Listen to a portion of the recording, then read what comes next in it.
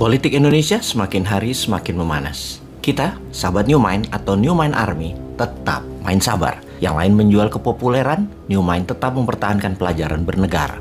Politik Indonesia dari sisi incumbent, usaha pertamanya adalah memperpanjang jabatan, baik 3 periode atau tambah 3 tahun. Usaha kedua adalah siapapun yang nanti jadi tetap sejalan dengan incumbent, di mana salah satu tugas pentingnya nanti adalah melindungi mantan incumbent dari masalah hukum di kemudian hari, selain memastikan negara aman terkendali sesuai maunya incumbent. Dengan dua niat tersebut, by all means, pokoknya oposisi tidak boleh ada kesempatan, terutama pasukan yang di belakang oposisi yang dikatakan radikal dan kadrun. Harus tetap dikontain, harus tetap dikotakan. New Mind sekali lagi, main sabar, tetap tidak berpolitik, karena pada dasarnya politik is divided. Politik itu membelah, tetapi bisnis is united. Bisnis itu menyatukan. New Mind tetap fokus ekonomi dan tetap fokus membangun narasi bernegara, tetap menyatukan. Salah satu narasi bernegara yang menjadi konsep ekonomi New Mind adalah de-dolarisasi. Dolarnya diganti, baik sebagai devisa negara, juga sebagai alat transaksi. Dolar di kemudian hari bukan lagi yang utama, bahkan yang terakhir. Lalu apa yang diutamakan?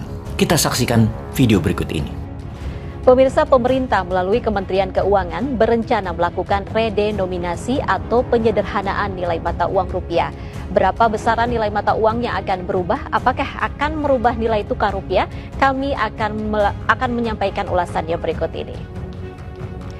Pemirsa, wacana redenominasi atau penyederhanaan nilai mata uang rupiah tertuang dalam rencana strategis Kemenkeu periode 2020 hingga 2024 melalui peraturan Menkeu nomor 77. Maksud dari redenominasi atau penyederhanaan nilai mata uang rupiah ini adalah mengurangi 3 angka 0 di belakang. Contohnya, uang pecahan Rp20.000 menjadi uang Rp20. Kemudian uang pecahan Rp50.000 menjadi Rp50. Dan uang pecahan Rp100.000 menjadi Rp100. Ya, kendati demikian, hilangnya 3 angka 0 tersebut tidak mengurangi nilai dari mata uang tersebut. Redenominasi ini hanya akan mengubah nominal dan tidak akan mengubah nilai mata uang itu sendiri. Ya, contohnya seperti harga ayam potong yang sebelumnya dinyatakan Rp24.000 per kilogramnya, lalu berubah menjadi Rp24.000 per kilogramnya.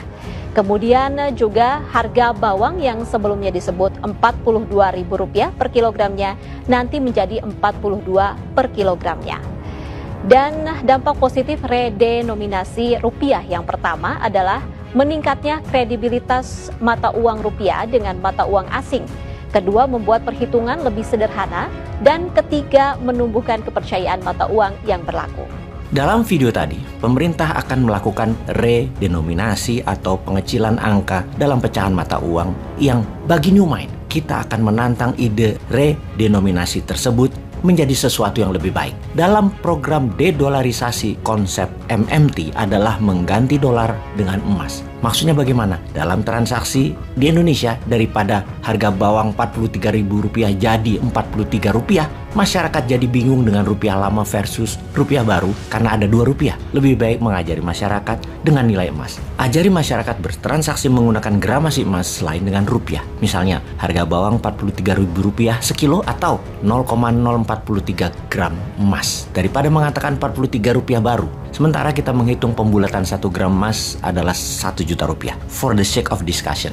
Jadi misalnya lagi, harga HP 2,1 juta atau 2,1 gram emas. Dan untuk hal itu semua Dinaran sudah siap infrastrukturnya sejak 2 tahun yang lalu. Masyarakat bisa menyimpan emas dan rupiahnya bersamaan di akun Dinaran. Saat ini sudah ada 350.000 sahabat kita menjadi customer di Dinaran. Menunggu Anda tentunya untuk ini menjadi masif. Jadi masyarakat bisa menggunakan sistem gold payment system ini, bisa bertransaksi memakai rupiah, bisa juga bertransaksi memakai gramasi emas. Ingat, harga emas di mana saja di seluruh dunia sama. Jadi bertransaksi dengan dasar gramasi emas adalah adil. Tidak ada inflasi emas itu. Untuk melaksanakan gold payment system ini memerlukan keberanian negara membackup usaha dedolarisasi dengan transaksi berbasis gramasi emas. emas tersebut bisa fisikal dengan pecahan terkecil 0,01 gram. Bisa dilakukan 2 digit di belakang koma, atau dengan digital transaksinya bisa 3 digit di belakang koma. Dan tabungan emas tadi kapanpun fisiknya bisa diambil di ATM emas sebagaimana rupiah. Rupiah digital transaksi dengan edisi, atau ambil fisik rupiah di ATM GPN. Ada satu hal kendala besar yang akan terjadi di mana Indonesia harus berani menghadapinya. Apa itu? Ada satu hal besar yang akan terjadi di mana Indonesia harus berani menghadapinya. Apa itu? Ingat Gaddafi, mantan pemimpin Libya yang digulingkan Amerika. Kita detailkan ceritanya di video setelah ini agar kita bersiap mengantisipasi dan kita dengan berani kompak menggunakan emas sebagai alat tukar dengan cepat dan masif. Program Wacana Indonesia Emas 2045 harus sukses. Emas akan menjadikan Indonesia lawan tanding dolar yang pasti dimenangkan oleh kita Indonesia, karena emas merupakan kebenaran hakiki. Semangat berjuang patriot, proklamasi Newman Army.